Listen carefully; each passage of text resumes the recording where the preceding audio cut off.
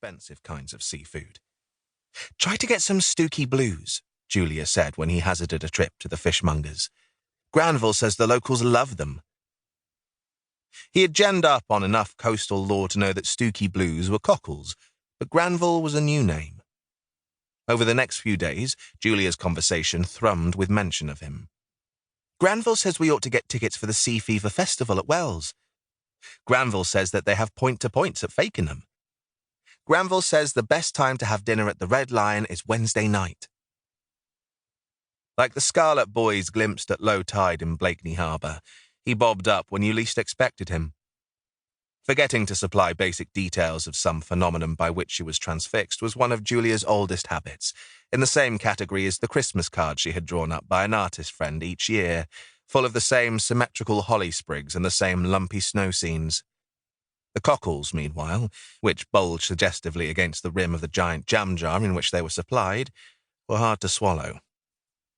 "They look like ogres' testicles," he complained. "Granville says it's because of the pigment," Julia said, spearing one with a fork and upending it into a slice of olive bread.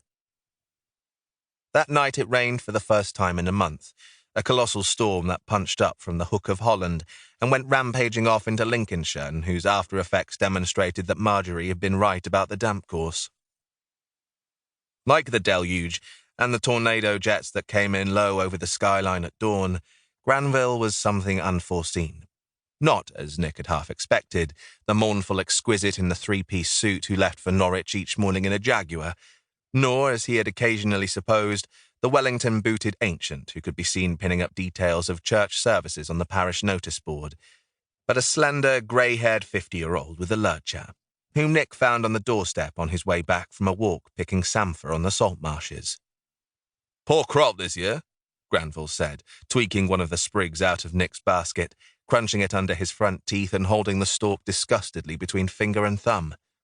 "A bit too woody for my taste." He had one of those high, authoritative voices that brooked no dissent. The lurcher, staring loyally at him, grey flanks a-quiver, could have stepped out of a painting by Landseer. "Look here," Granville said suddenly, as if they had been engaged upon some long, fruitless argument that only a single decisive gesture could satisfactorily wind up. "I saw your wife the other day." The assumption that Julia was Nick's wife seemed to define him in the same way as the gleam of fealty in the lurcher's eye. "And we thought you might both like to come in for a drink tomorrow night." Who was we? Nick wondered. Granville and Julia? Granville and some as yet unspecified Mrs. Granville? Granville in his mansion full of domestic stuff? Unable to think of anything to say about the samphire, his non-marital status or the drink, he contented himself with a glance at the bruising sky. "Looks like rain again." "I don't think so," Granville said.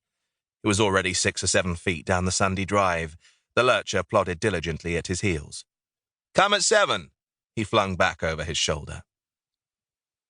Later, in the warmth of the still fine evening, they sat out in the back garden where owls shrieked and swooped over the hedges, and in the distance mysterious flashes of light broke over the mutinous sea. "Granville came round to ask us over for a drink," he volunteered. "Oh, yes, he said he might." Julia, busy with the arrangements for a conference at the University of Nottingham, was deep in a poetry pamphlet called Shriven by the Zodiac. "Do you know where he lives?" "One of those newish houses down at the end of the green, I reckon. Do you think this is a good poem?" She screwed up her eyes against the fading light and tried an incomprehensible stanza or two. "I was thinking of asking her to open the conference, just before Arabella does her keynote." All the next afternoon, hard at work on a corporate finance brochure for Ernst & Young, Nick consoled himself by wondering about Granville's house. A baronial pile, at whose portal the lurcher drowsed in lonely splendour? A paving slabbed exercise in neo-brutalism tucked under the sand dunes? In the room below, Julia talked avidly to poets on her smartphone. She had big plans for Shriven by the Zodiac, and was commissioning its author to lead an improv session.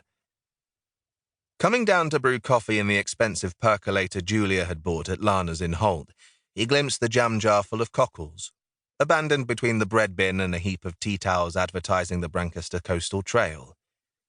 "Naturally, I'm sympathetic," he heard Julia saying into the smartphone.